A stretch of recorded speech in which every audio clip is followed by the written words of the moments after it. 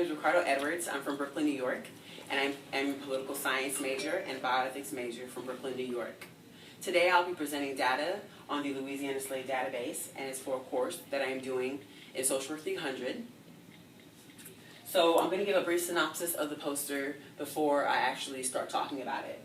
So what the Louisiana Slave Database is, it's a bunch of statistics and a bunch of raw data that is accumulated that researchers focused on basically in Louisiana.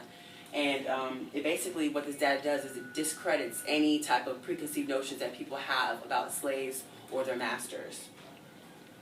So I'm going to go into the charts, and I'm going to be looking at Figure 1, which is origin, Figure 2, which is the African regions, Figure 3, which is gender, and Figure 4, which is runaway slaves.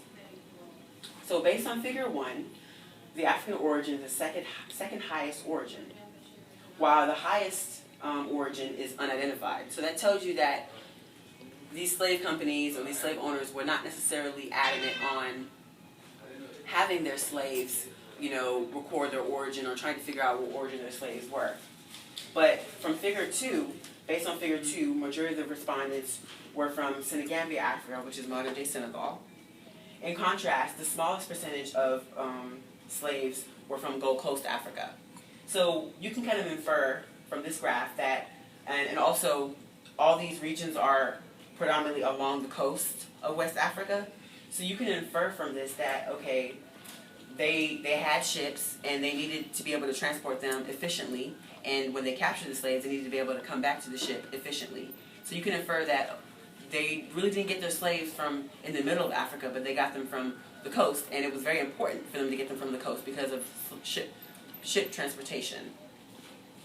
In Figure 3, majority of the slaves in Louisiana were basically males.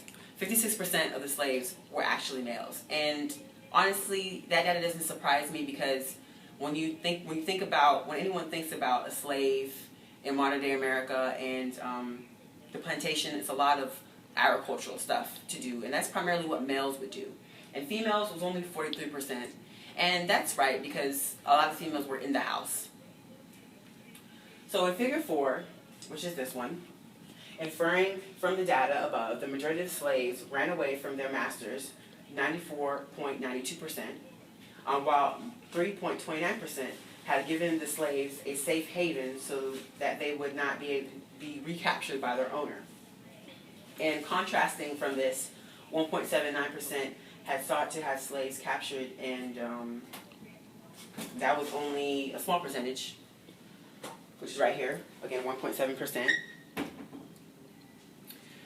And of course, those people that wanted the slaves captured, they were white. So this data right here, you can infer from this data, and I was actually shocked that slaves probably went through a lot, on these plantations. They went through a lot of hardships, a lot of malnourishment, and things like that. And so they wanted to run away from their slave owners. You can infer that, their conditions weren't the best conditions.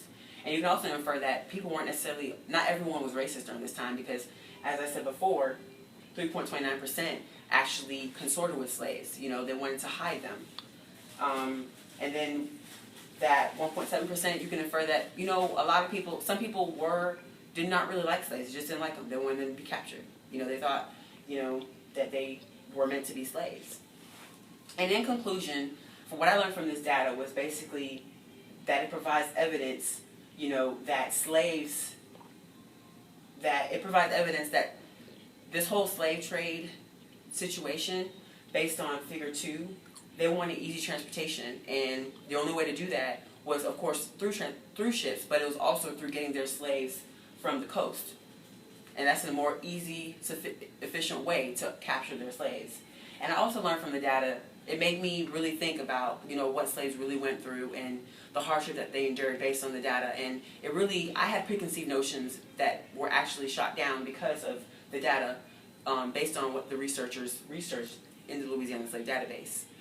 So it was pretty interesting, and it was very,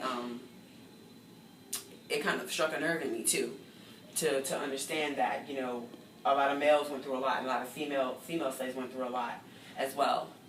This is the end of my presentation, and I want to thank you for tuning in to the Louisiana Slave Database presentation, Social Work 300. Thank you.